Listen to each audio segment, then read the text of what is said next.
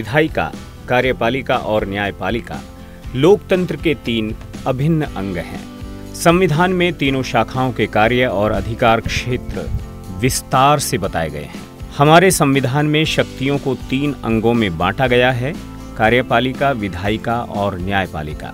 इसके अनुसार विधान पालिका का काम विधि निर्माण करना, कार्यपालिका का काम विधियों का कार्यान्वयन और न्यायपालिका को प्रशासन की देख रेख, विवादों का फैसला और विधियों की व्याख्या करने का काम सौंपा गया है।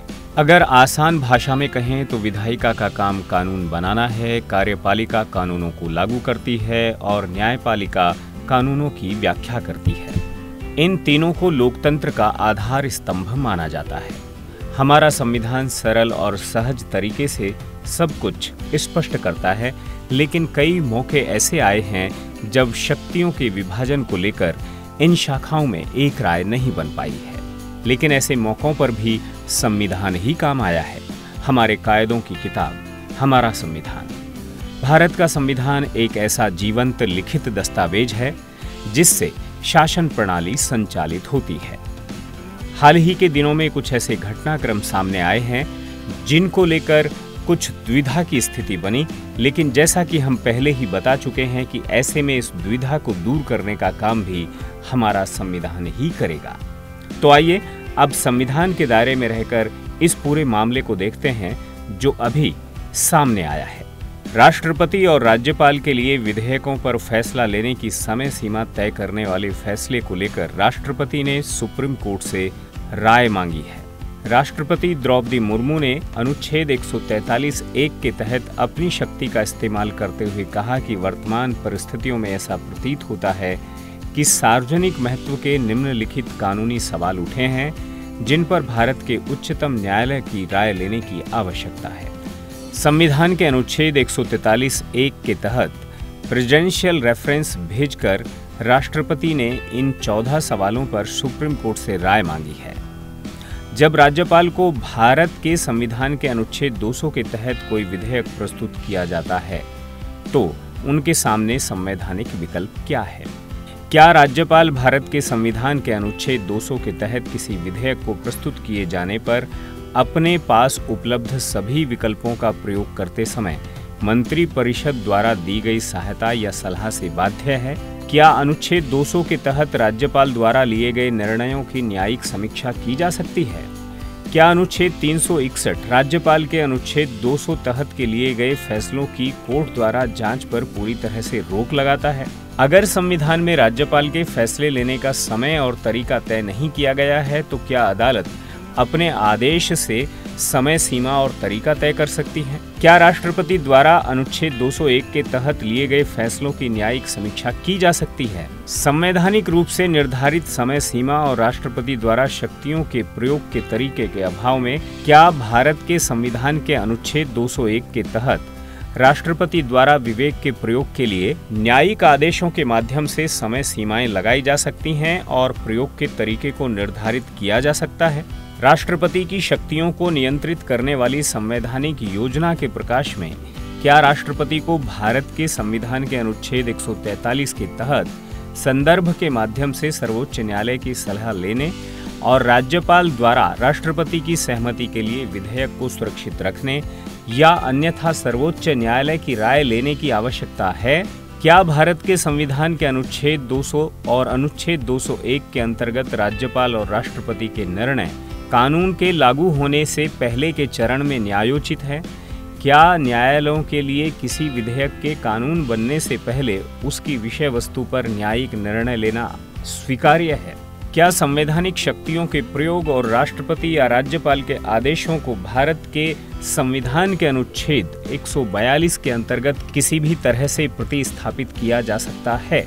क्या राज्य विधानमंडल द्वारा बनाया गया कानून भारत के संविधान के अनुच्छेद 200 के अंतर्गत राज्यपाल की सहमति के बिना लागू कानून है?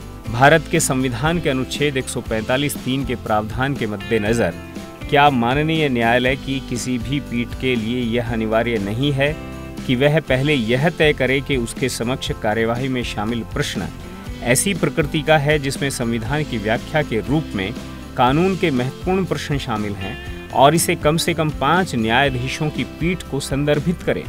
क्या भारत के संविधान के अनुच्छेद 142 के तहत सुप्रीम कोर्ट की शक्तियां प्रक्रियात्मक कानून के मामलों तक सीमित हैं, या भारत के संविधान का अनुच्छेद 142 ऐसे निर्देश या आदेश पारित करने तक विस्तारित है जो संविधान या लागू कानून के मौजूदा मूल या प्रक्रियात्मक प्रावधानों के विपरीत या असंगत है? क्या भारत के संविधान के अनुच्छेद 131 के तहत मुकदमे के माध्यम से छोड़कर केंद्र सरकार और राज्य सरकारों के बीच विवादों को हल करने के लिए सुप्रीम कोर्ट के किसी अन्य अधिकार क्षेत्र को रोकता है? ये वो तमाम 14 सवाल हैं जिनमें सबसे पहले हम राष्ट्रपति के प्रेसिडेंशियल रेफरेंस के पीछे का मामला समझते हैं। दरअसल ये मामला शुरू हुआ तमिलनाडु के राज्यपाल और राज्य सरकार के बीच विवाद से। ये विवाद था विधेयकों को पारित किए जाने के बाद राज्यपाल कितने समय तक विधेयक को अपने पास रोक सकते हैं, क्या उसकी कोई समय सीमा है। इसके बाद इसको लेकर सुप्रीम कोर्ट ने 8 अप्रैल 2025 को एक अहम फैसला सुनाते हुए विधानसभा से पारित बिल पर अपना मत जाहिर करने के लिए राज्यपालों के लिए तय समय सीमा निर्धारित कर दी थी। यह मामला तमिलनाडु सरकार बनाम राज्यपाल RN रवि से जुड़ा है। तमिलनाडु सरकार के 10 बिल राज्यपाल के पास विचाराधीन थे, जिनमें कुछ बिल राष्ट्रपति के पास भेजे गए थे। सुप्रीम कोर्ट ने एक ऐतिहासिक फैसला सुनाते हुए यह भी तय किया कि अनुच्छेद 201 के तहत जब राज्यपाल कोई बिल राष्ट्रपति की मंजूरी के लिए भेजते हैं तो राष्ट्रपति को उस पर कब तक फैसला देना है। कोर्ट ने कहा कि राष्ट्रपति को भेजे गए बिलों पर 3 महीने के भीतर निर्णय लेना अनिवार्य है। इसके बाद राष्ट्रपति ने प्रेसिडेंशियल रेफरेंस का प्रयोग किया। ऐसे में सवाल उठता है कि क्या है प्रेसिडेंशियल रेफरेंस। दरअसल ये वो स्थिति है जब राष्ट्रपति संविधान के अनुच्छेद 143 के तहत कानून के तहत सर्वोच्च न्यायालय की सलाह मांगता है। प्रावधान के अनुसार भारत के राष्ट्रपति के पास सर्वोच्च न्यायालय में प्रश्नों को संबोधित करने की शक्ति है, जिसे वह लोक कल्याण के लिए महत्वपूर्ण मानते हैं। सर्वोच्च न्यायालय इस संदर्भ में राष्ट्रपति को सलाह देता है। हालांकि उच्चतम न्यायालय की ओर से इस तरह की सलाह राष्ट्रपति पर बाध्यकारी नहीं है।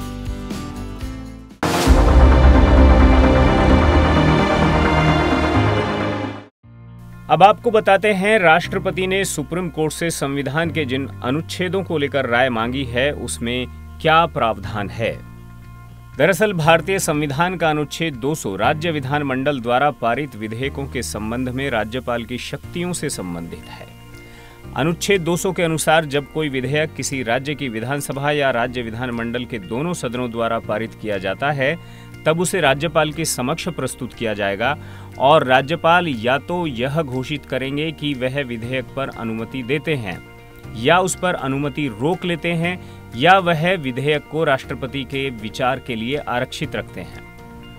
राज्यपाल विधेयक को पुनर्विचार के संदेश के साथ लौटा भी सकते हैं, लेकिन दोबारा संशोधन या बिना संशोधन के विधेयक पारित कर भेजा जाता है तो राज्यपाल उस पर अनुमति नहीं रोकेंगे।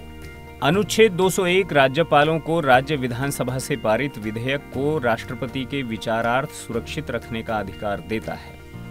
अनुच्छेद 201 राष्ट्रपति को इस बारे में निर्णय लेने की शक्ति देता है, वह विधेयक पर अनुमति देता है या वह उस पर अनुमति रोक लेता है।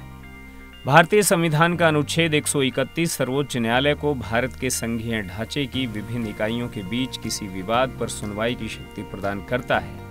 इसमें केंद्र और एक या अधिक राज्यों के बीच विवाद, 2 या अधिक राज्यों के बीच विवाद हो और राज्य या केंद्र के कानूनी अधिकार का अस्तित्व निर्भर करता है। संविधान के अनुच्छेद 145(3) के अनुसार महत्वपूर्ण मामलों में 5 या इससे अधिक न्यायाधीशों वाली संवैधानिक पीठों की स्थापना की जाती है। अनुच्छेद 361 भारत की शासन व्यवस्था में एक महत्वपूर्ण भूमिका निभाता है।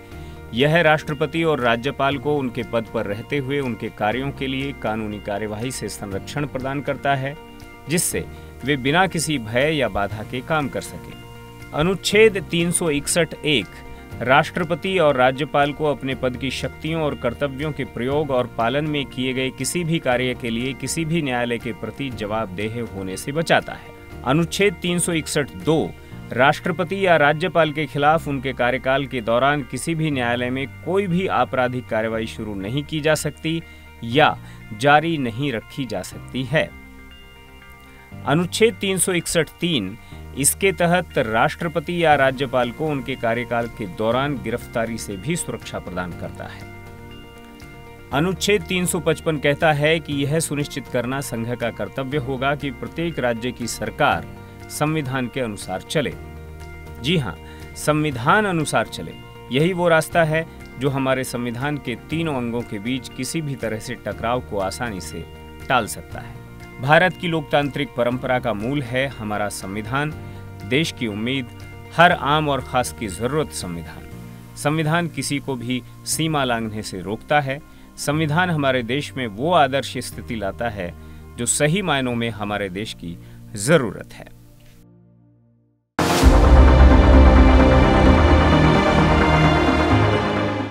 उपराष्ट्रपति और राज्यसभा के सभापति जगदीप धनखड़ ने भी कई मौकों पर न्यायपालिका की भूमिका और पारदर्शिता की कमी पर गंभीर चिंता जताई है। सुप्रीम कोर्ट के राष्ट्रपति और राज्यपालों से पारित विधेयक पर फैसला लेने की समय सीमा निर्धारित करने के फैसले को लेकर उन्होंने कहा था कि हम ऐसी स्थिति नहीं बना सकते हैं जहां अदालतें राष्ट्रपति को आदेश दें। My worries were at a very highest level. I never thought in my life I'll have the occasion to see it. President of India is a very elevated position. President takes oath to preserve, protect and defend the Constitution. This oath is taken only by President and her appointees, the governors. Everyone, the Prime Minister, the Vice President, the ministers, the parliamentarians, the judges, they take oath to abide by the Constitution. But to defend the Constitution, to preserve the Constitution, to protect the Constitution, that is the oath of the President of India.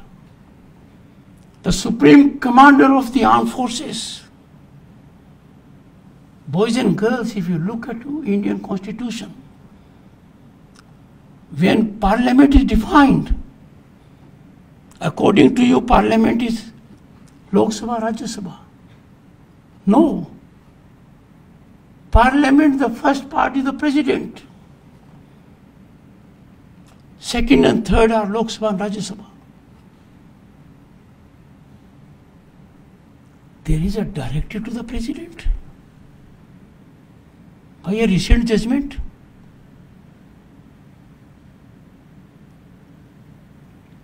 Where are we heading? What is happening in the country?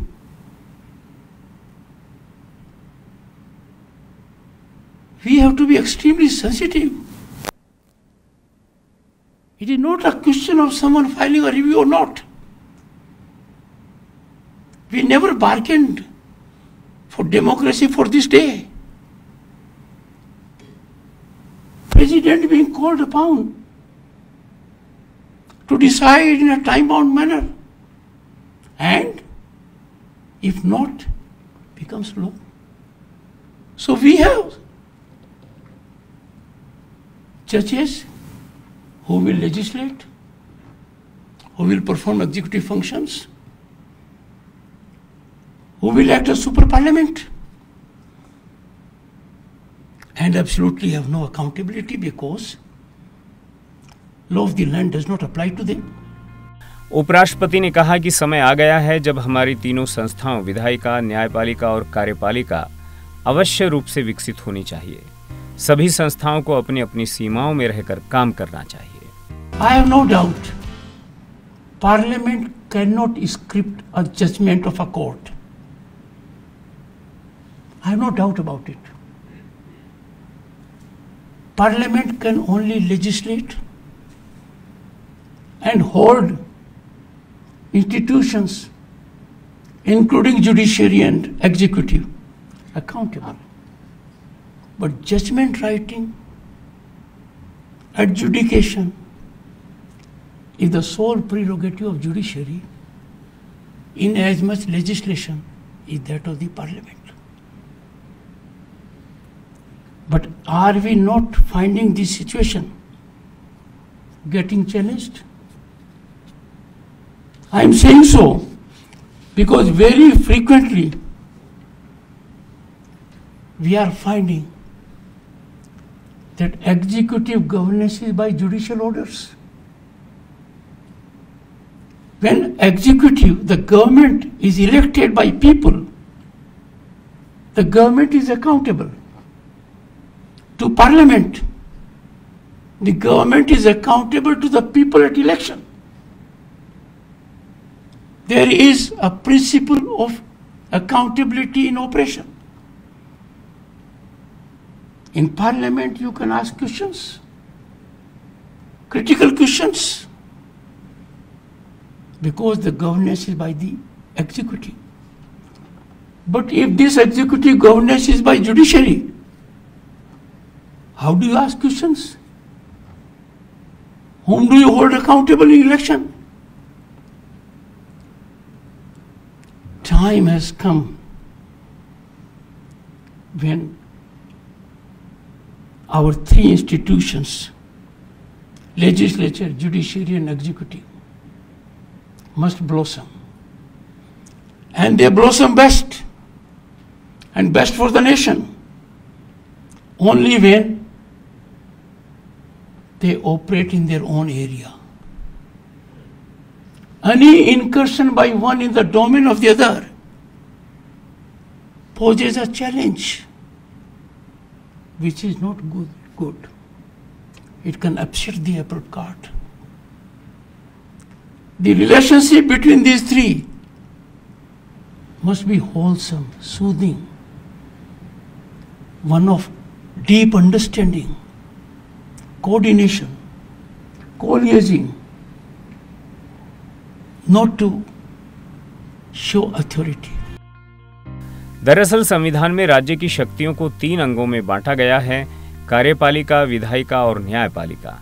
इसके मुताबिक विधान पालिका का काम विधि निर्माण करना, कार्यपालिका का काम विधियों का कार्यान्वयन और न्यायपालिका को प्रशासन की देखरेख, विवादों का फैसला और विधियों की व्याख्या करने का काम सौंपा गया है।